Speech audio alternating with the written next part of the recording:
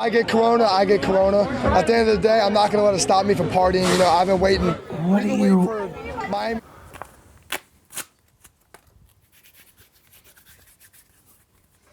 What the fuck? Sup, you beautiful bastards. Hope you had a fantastic Thursday. Welcome back to the Philip DeFranco Show. Buckle up, hit that like button, and let's just jump into it. So the first thing we're going to talk about today is that Gal Gadot video with all those other celebrities. You see her with the likes of Natalie Portman, Jimmy Fallon, Will Ferrell, and a ton of others, all filming at least a line to cover John Lennon's Imagine, right, in an effort to uplift people on lockdown around the world. Gadot saying that over the past few days she's gotten philosophical and also... You know, this virus had affected the entire world. Everyone. Doesn't matter who you are, where you're from, we're all in this together. And going on to say she was inspired to do this because of a video of an Italian trumpet player performing a song on his balcony for his quarantined neighbors. And ultimately, we got the full video, and then it was actually met with a large amount of backlash in the comments section. And then also, especially on Twitter, right? And in general, you had people making jokes about this video, saying that these are just wealthy stars who are out of touch. With comments like, everyone in this video can afford to sit this crisis out while the rest of us are in danger of losing our homes,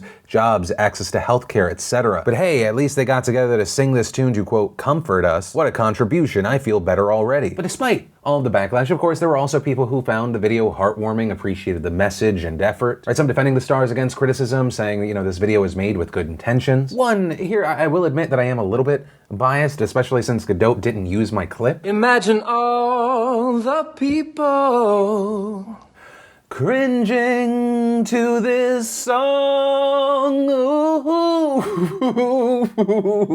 Obviously, a joke. 2, the video is a little bit cringe. 3, it doesn't make me dislike any of these celebrities. I do think that their intentions were good. I do think in moments like this, we do need to come together more. But also, 4, I genuinely understand the anger people could feel in moments like this. You have these people, these celebrities who, yes, just like you, they're gonna have to worry about the coronavirus, but to a much smaller degree. If your world's on fire right now, next week, the next month, that is uncertain times for you. And then you see someone who in no world is going to experience the level of struggle that you're going to experience, you're not going to be inclined to react positively to them. Right? And the thing is, since this started, and it will continue moving forward every day, the differences between celebrities and everyday people is becoming more and more apparent. For example, you look to the NBA, right? NBA Commissioner Adam Silver has said that 8 full teams have been tested for COVID-19, right? And that's a ton of people, and it is in stark contrast to the many Americans struggling to just get their hands on a test when they're going in with symptoms, let alone the number of rich people and celebrities being tested with no symptoms. Right? And so their swift access to these tests had a lot of people raising their eyebrows. This including New York City Mayor Bill de Blasio, who said, "We wish them a speedy recovery, but with all due respect, an entire NBA team should not get tested for COVID-19 while there are critically ill patients waiting to be tested. Tests should not be for the wealthy, but for the sick." Now, the Nets are one of the teams that kind of the focal point of this story. They've defended their ability to test players, saying their close proximity and frequent travel justifies the need for testing. Also saying they acquired the test privately and did not get them from the CDC as to not strain public resources. And regarding the situation, there was this really notable moment, right? Trump was asked if stars can or should have easier access to testing. And he said this. Well, that you'd have to ask them that question. I mean, I've read.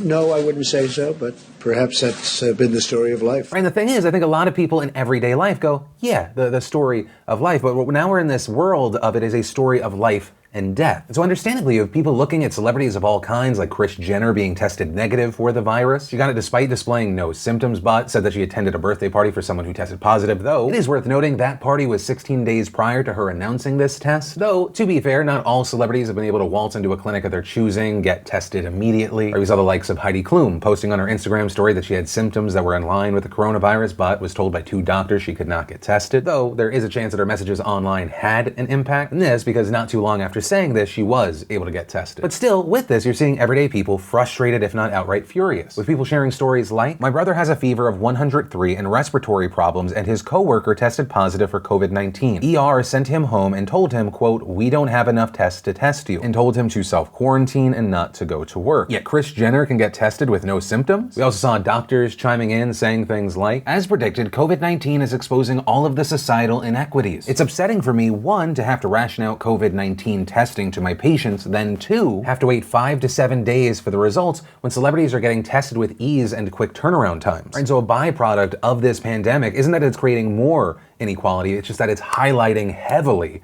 on the one that already exists. Right? And the anger and frustration, it's not just associated with the fact that a celebrity can get the knowledge if they have something or they don't have it. It's also the fact that everyday people do not have the knowledge if tomorrow is going to be okay. Right? And that's because just in part, over the last week, we've been seeing just wave after wave of layoffs. In fact, the Labor Department reported this morning that 281,000 people applied for unemployment benefits just last week. That is up 33% from the previous week, and economists expect the situation to get much, much worse, saying that more than 1 million people are on track to lose their jobs by the end of the month. And while that number is shocking, it is also not necessarily surprising. I mean, stocks have been plummeting. A lot of the economy is grinding to a standstill. We've seen more and more businesses shutting down because of the coronavirus. Places like bars, restaurants, gyms, malls. I mean, just yesterday we saw reports that companies like Marriott are furloughing tens of thousands of employees. And to make matters harder here, layoffs have also put a massive strain on unemployment offices. We're seeing reports of people waiting on the phone for hours. You also had so many people trying to file for unemployment benefits in states like New York, Oregon, and New Jersey that their websites ended up crashing. Right, and of course, part of this is because of how fast unemployment is rising, but it's also because a lot of state unemployment offices didn't expect such a rapid surge. And so many have low levels of staffing. Right, you have inadequate staffing in a situation where right now this has happened so fast that unemployment numbers are on pace to do in a number of weeks what it took the 2008 recession months to do. Also, one of the big notes that I want to hit on here is that a number of people are finding out they don't even qualify for unemployment. Right? For example, in the Washington Post, there's a story of a 30-year-old Army vet named Sean McGuire. He lost his job as a dishwasher in Portland because of the coronavirus, and he told the Post, "I was on hold with the Oregon Department of Labor for over an hour. They were inundated. When I finally spoke to a person, they told me I don't qualify." And reportedly, this is because McGuire had moved to Oregon from New York at the beginning of the year. And so that unfortunately meant that he hadn't worked in Oregon long enough to qualify for state benefits. So after that, he tries applying online in New York, and he said that the website ended up crashing, so he ended up calling the unemployment office. And there, after another long wait, he was told once again that he did not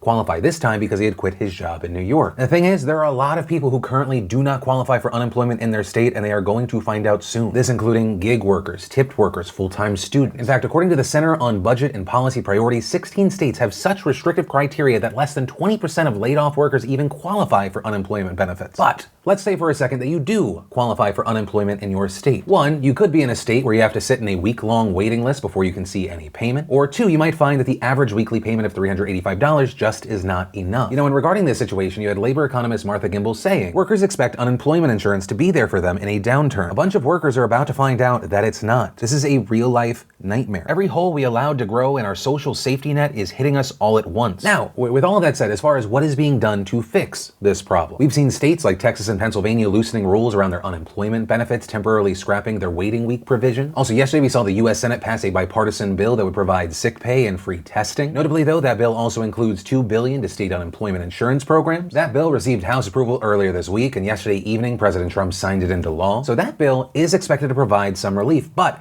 it is not a cure-all. I mean, even before this pandemic started, you already had 23 states running low on their unemployment trust funds, which, you know, is part of the reason why we're seeing another big push by the Trump administration and a lot of lawmakers to get checks in the hands of Americans. Right, and obviously, this is something that the federal government, the state governments, just the businesses themselves are all having to figure out. And obviously, this is still a developing situation. We're going to keep our eye on it, still report on it. But to briefly bring it back to the initial thing that took us down this winding road, I understand why there was genuine anger in the backlash towards these celebrities that, you know, they were doing something somewhat harmless, but it was cringeworthy and somewhat disconnected. The inequality between certain people, the differences in those lives is more apparent than ever, and it's not in a flex a watch, flex a car sort of way, but in a life or death way. And when people are fearful, that easily leads to anger. And some of the trends that we're seeing on Google over the past week: 4,400% increase in unemployment during coronavirus searches. Is the world economy crashing? Increased by 4,350%. Will supermarkets be closing? 4,600%. And kind of funny enough, it brings us back to the importance of trying to spread the message that we are not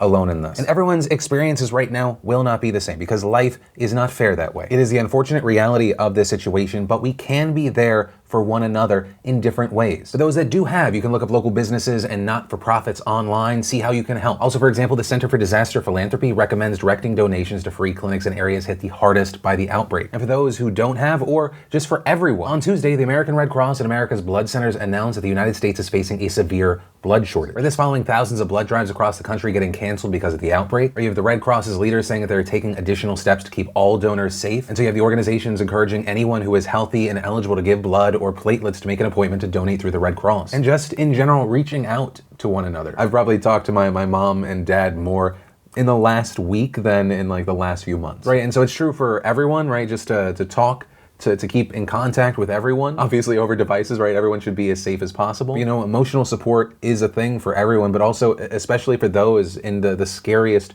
groups to this virus. If there is a time where people are supposed to stay away from one another, but we can actually come together more emotionally than ever, it is now. But ultimately, that's where I'm going to end this story. And of course, just pass the question off to you. What are your thoughts around any and all of those things that we talked about? Also, what are you experiencing right now? But from that, I want to share some stuff I love today and awesome, sponsored by my own dang self, specifically shopdefranco.com, where today we launched some oldies and some new goodies. If you've missed the days of being able to get our sports shirt, boom, it is back. We've also launched another one with different colors, as well as the brand new sports track jacket. It goes with the shirt or really with anything else, it'll look great. I'm a big fan of the feel in general, the thumb holes, just the overall thing. And 2 notes here. 1, for the next 24 hours, if you use code TAKE15 off, you will get 15% off. And 2, the money that I'm supposed to get from the sales of these shirts this week, I'm just gonna donate. And so if you wanna grab it while you can, link down below, or just go to shopdefranco.com. And the first bit of awesome today is actually uploaded 2 other videos. The videos with the fantastic